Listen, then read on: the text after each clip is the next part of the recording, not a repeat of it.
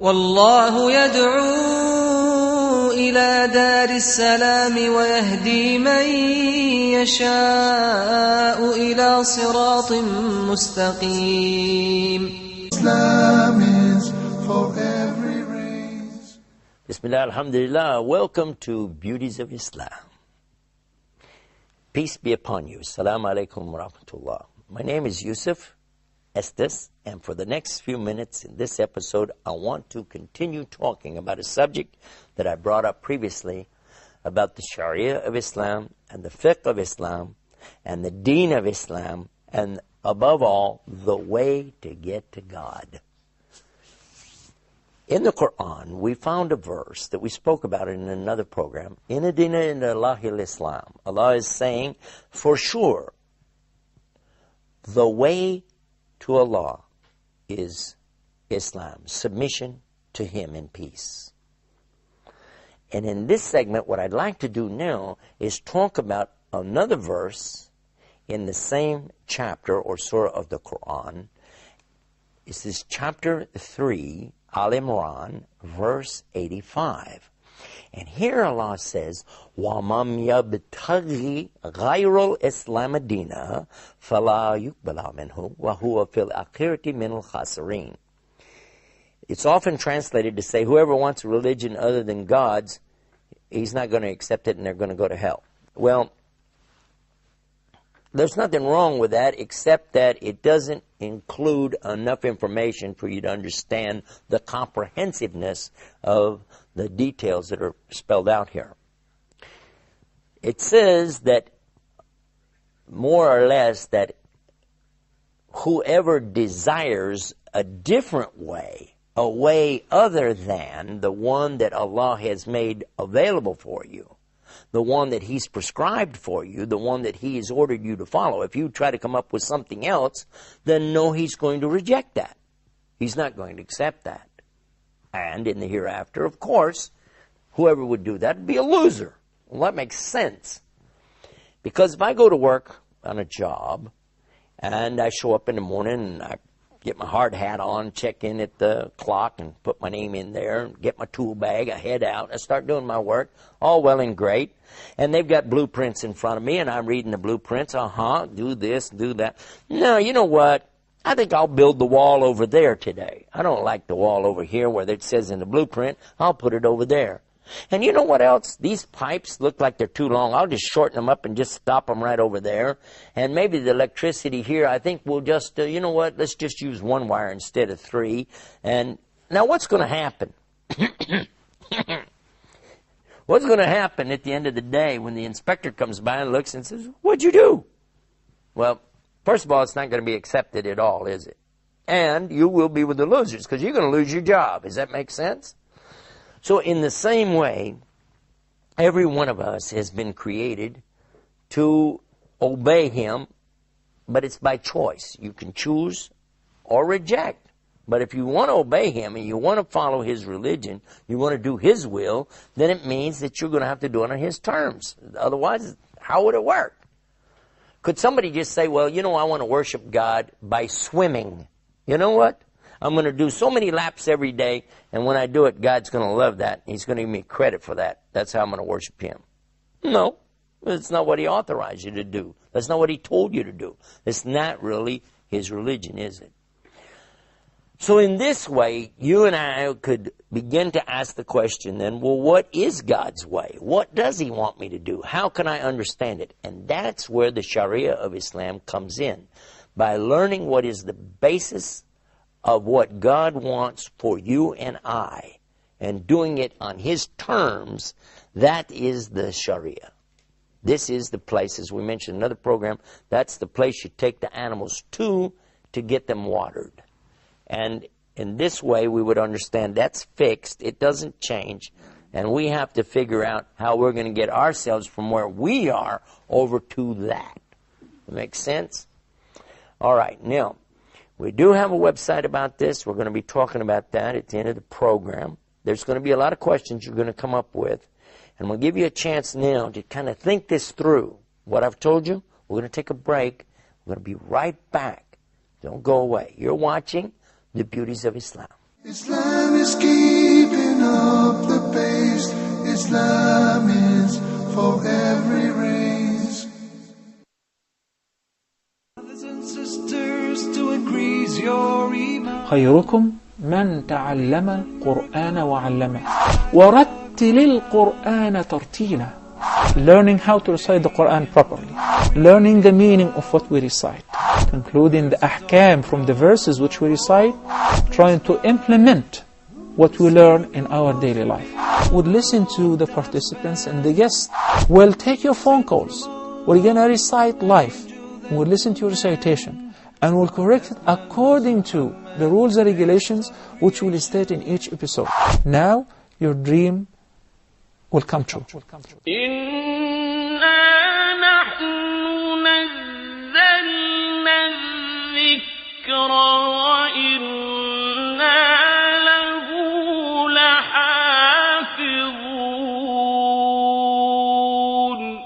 Islam is keeping up the pace.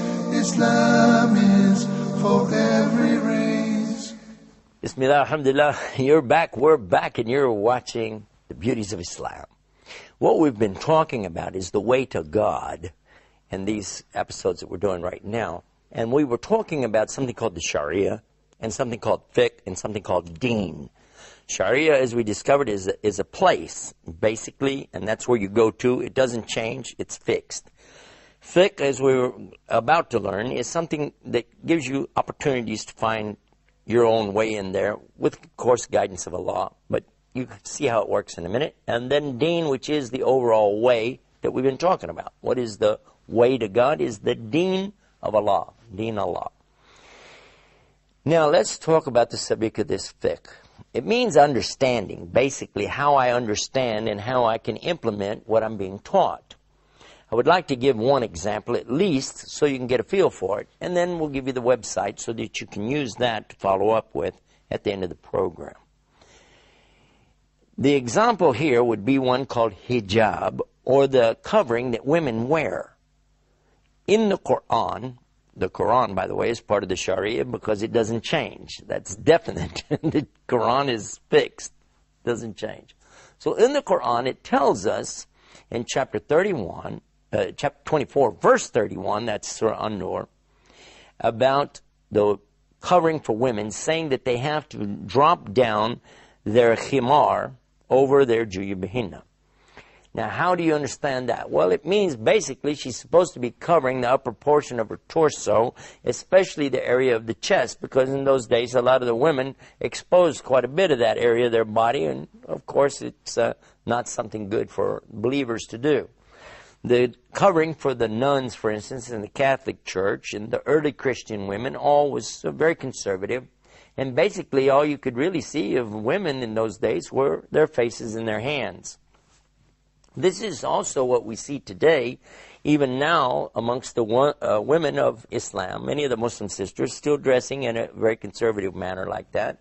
And we might say, well, now, exactly what is prescribed, and then how come not all the people are doing it? Because obviously there's a lot of differences here, so which is right?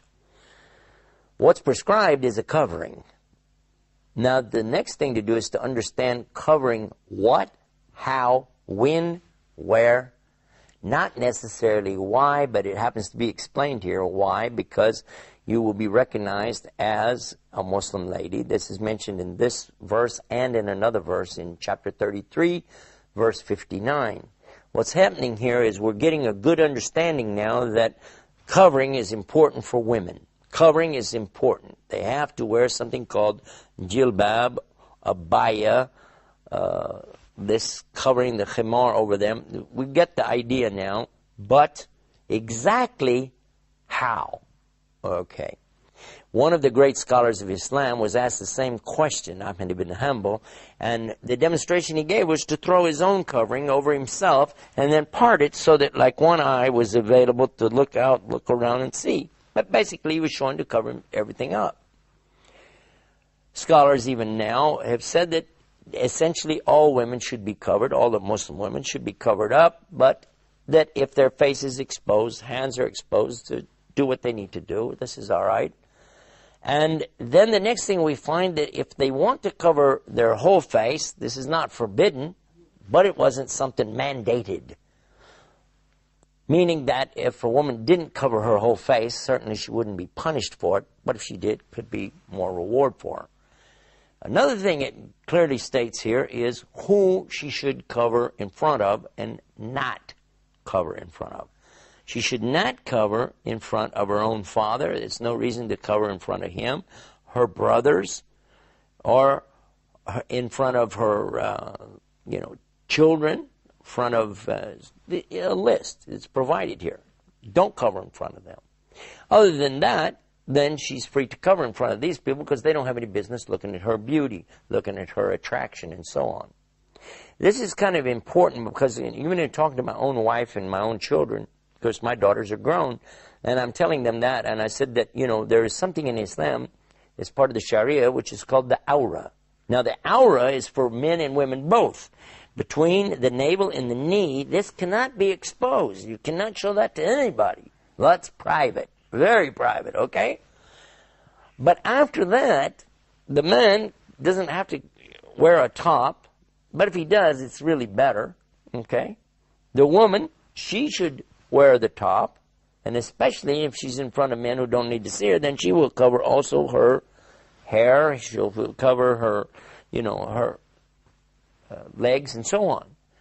So what we've understood here now is that this is the basis of the who, what, where, why is mentioned because this is the sign of the believers. This is showing that she's, going to be protected by Allah. Then there's another thing though, what color? We find in some countries the women wear all black. Iran, Saudi Arabia, places like that, you notice they're all black. Some of them, they're always covering like this, covering their faces, or at least part of it.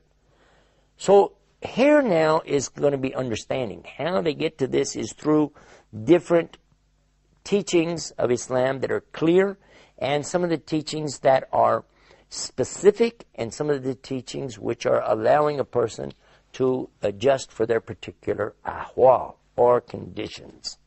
So if a woman, and you go to Africa, for instance, you find the women there have beautiful hijabs, and when I say beautiful, I mean they are something else. They've got colors and flowers and, very bright and brilliant, but they still cover the same part of the body.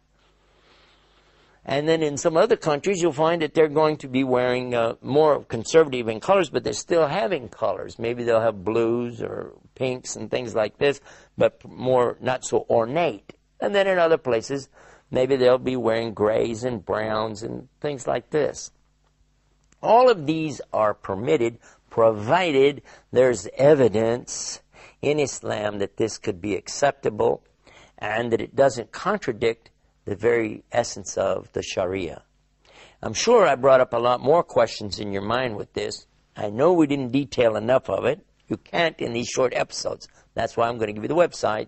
Go there and get some information. Then if you want to write back to us, we've got a place there for you to do that as well. Beautiesofislam.com. That's the name of the program. That's the name of the website. And until next time, peace. Assalamu alaikum wa rahmatullah. Islam is